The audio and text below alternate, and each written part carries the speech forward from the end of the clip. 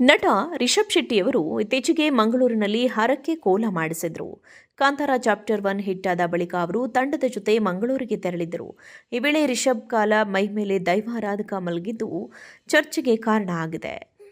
ರಿಷಬ್ ಕಾಲ ಮೇಲೆ ಮಲಗಿದ್ದು ಪಂಜುರ್ಲಿಯಲ್ಲ, ದೈವವಲ್ಲ, ಬದಲಾಗಿ ನರ್ತಕ ಎಂಬ ಮಾತುಗಳು ಕೇಳಿಬಂದಿವೆ. ಈ ಹರಕೆ ಕೋಲ ದೈವಾರಾಧನೆಯ ನಿಯಮಗಳ ವಿರುದ್ಧವಾಗಿ ನಡೆಯುತ್ತಾ ಎಂಬ ಪ್ರಶ್ನೆಯೂ ಮೂಡಿದೆ. ಗುರುವಾರ ಮಂಗಳೂರಿನ ಬಾರೆಬೈಲ್ ಅಲ್ಲಿ ವಾರ್ಹೈ ಪಂಜುರ್ಲಿ, ಹರಿಸು ಜಾರಂದಾಯ ಹಾಗೂ ಬಂಟ ದೇವಸ್ಥಾನದಲ್ಲಿ ಹರಕೆ ಕೋಲ ನಡೆಯಿತು. ಈ ವೇಳೆ ದೈವ ನರ್ತಕ ರಿಷಬ್ ಕಾಲ ಮೇಲೆ ಮಲಗಿದ್ರು. ಕೋಲದ ವೇಳೆ ದೈವ ನರ್ತಕ ರಿಷಬ್ ಜೊತೆ ವರ್ತಿಸಿದ ರೀತಿ ವಿರುದ್ಧ ಟೀಕೆಯಾಗಿದೆ. ಈ ವೇಳೆ ದೈವ ನರ್ತಕ ರಿಷಬ್ ಕಾಲ ಮೇಲೆ ಮಲಗಿದ್ರು. ಕೋಲದ ವೇಳೆ ದೈವ ನರ್ತಕ ರಿಷಬ್ ಜೊತೆಗೆ ವರ್ತಿಸಿದ ರೀತಿ ಈ ವಿರುದ್ಧ ಇದು ಟೀಕೆ ವ್ಯಕ್ತವಾಗಿದೆ. ತುಳುನಾಡಿನ ದೈವಾರಾಧನೆಯಲ್ಲಿ ದೈವಗಳು ಈ ರೀತಿ ವರ್ತಿಸುವುದಿಲ್ಲ. ರಿಷಬ್ ಕಾಲ ಮೇಲೆ ಮಲಗಿದ್ದು ಪಂಜುರ್ಲಿಯಲ್ಲ, ದೈವವಲ್ಲ, ಬದಲಾಗಿ ನರ್ತಕ ಎಂದು ಅನೇಕರು ಸೋಷಿಯಲ್ ಮೀಡಿಯಾದಲ್ಲಿ ಬರೆದುಕೊಂಡಿದ್ದಾರೆ. ದೈವಾರಾಧಕ ತಮ್ಮಣ್ಣ ಶೆಟ್ಟಿ ಈ ಬಗ್ಗೆ TV9 ಕನ್ನಡದ ಜೊತೆ ಮಾತನಾಡಿದ್ದಾರೆ. ಕಾಂತಾರದಿಂದ ದೈವಗಳು ಬೀದಿಗೆ ಬಂದಿವೆ. ಈಗ ಹರಕೆಯ ನೇಮೋತ್ಸವದಿಂದ ದೈವಾರಾಧನೆ ಸಂಪೂರ್ಣ ಮುಗಿಯುತ್ತೆ ಎಂಬಂತಾಗಿದೆ. ಹರಕೆ ನೀಡುವುದಕ್ಕೂ ಅದರದ್ದೇ ಆದ ಕಟ್ಟುಪಾಡುಗಳಿವೆ. ಇತ್ತೀಚೆಗೆ ನಡೆದಿದ್ದು ದೈವಾರಾಧನೆಯ ನಿಯಮಕ್ಕೆ ವಿರುದ್ಧವಾಗಿದೆ. ರಿಷಬ್ ಶೆಟ್ಟಿಗೆ ಡೇಟ್ ಇದೆ ಎಂದು ಕದ್ರಿ ಮಂಜುನಾಥನನ್ನ ಬದಿಗೆ ಇಟ್ಟು ಇವರು ನೇಮಕ ಮಾಡಿದ್ದಾರೆ ಎಂದು ತಮ್ಮಣ್ಣ ಹೇಳಿದ್ದಾರೆ. ನರ್ತಕ ಹಾಕಿದ ಬಟ್ಟೆಗಳೆಲ್ಲ ದೈವಾರಾಧನೆಗೆ ವಿರುದ್ಧವಾಗಿದೆ. ಅವರ ಡ್ಯಾನ್ಸರ್ಸ್ಗಳು ಹಾಕುವ ಬಟ್ಟೆ ಹಾಕಬಾರದು. ದೈವ ಕಳ್ಳೆ ತಲೆಗೆ ಹೊಡೆದುಕೊಳ್ಳುವುದಿಲ್ಲ. ಪಲ್ಟಿ ಹೊಡೆಯುವ ದೈವಗಳು ಬೇರೆ ಇದೆ. ಇತ್ತೀಚೆಗೆ ನಡೆದಿರುವ ನೇಮ ದೈವಾರಾಧನೆಯ ನಿಯಮಕ್ಕೆ ವಿರುದ್ಧವಾಗಿದೆ ಎಂದು ಅವರು ಆಕ್ರೋಶ ಹೊರಹಾಕಿದ್ದಾರೆ. ಇದಕ್ಕೆ ಮುಂದಿನ ದಿನ ಭಾರಿ ದೊಡ್ಡ ಬೆಲೆ ತರಬೇಕಾಗುತ್ತದೆ. ಜನರನ್ನ ಮೆಚ್ಚಿಸಲು ಮೋಸ ಮಾಡಬೇಡಿ. ರಿಷಬ್ ಶೆಟ್ಟಿ ಸಿನಿಮಾ ಮಾಡುವ ವ್ಯಾಪಾರಿ. ರಿಷಬ್ ಶೆಟ್ಟಿಯ ಕಾಲಬುಡದಲ್ಲಿ ದೈವ ಹೇಗೆ ಬೀಳುತ್ತದೆ? ಈ ದೈವ ನರ್ತಕನೇ ದೈವಾರಾಧನೆಯ ಅಸ್ಮಿತೆಯನ್ನು ರಿಷಬ್ ಶೆಟ್ಟಿಗೆ ಮಾರಾಟ ಮಾಡಿದ್ದಾನೆ.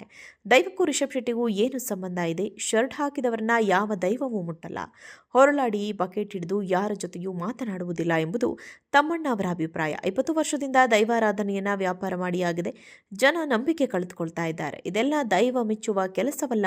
ನಾಟಕಗಳೆಲ್ಲ ಇನ್ನು ಕೊನೆಯಾಗುತ್ತೆ. ದೊಡ್ಡ ತಪ್ಪು ನಡೆದಿದೆ ಎಂದು ಅವರು ಬೇಸರ ಹೊರಹಾಕಿದರು.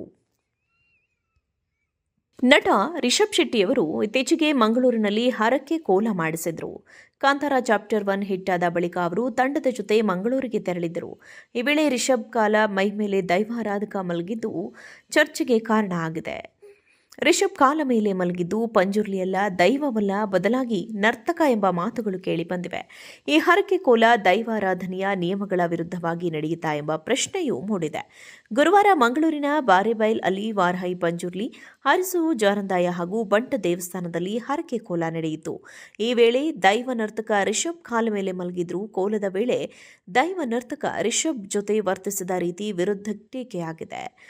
ಈ ವೇಳೆ ದೈವ ನರ್ತಕ ರಿಷಬ್ ಕಾಲ ಮೇಲೆ ಮಲಗಿದ್ರು. ಕೋಲದ ವೇಳೆ ದೈವ ನರ್ತಕ ರಿಷಬ್ ಜೊತೆಗೆ ವರ್ತಿಸಿದ ರೀತಿ ಈ ವಿರುದ್ಧ ಇದು ಟೀಕೆ ವ್ಯಕ್ತವಾಗಿದೆ.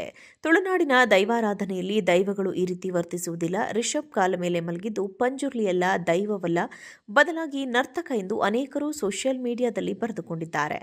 ದೈವಾರಾಧಕ ತಮ್ಮಣ್ಣ ಶೆಟ್ಟಿ ಈ ಬಗ್ಗೆ TV9 ಕನ್ನಡದ ಜೊತೆ ಮಾತನಾಡಿದ್ದಾರೆ. ಕಾಂತಾರದಿಂದ ದೈವಗಳು ಬೀದಿಗೆ ಬಂದಿವೆ. ಈಗ ಹರಕೆಯ ನೇಮೋತ್ಸವದಿಂದ ದೈವಾರಾಧನೆ ಸಂಪೂರ್ಣ ಮುಗಿಯುತ್ತೆ ಎಂಬಂತಾಗಿದೆ.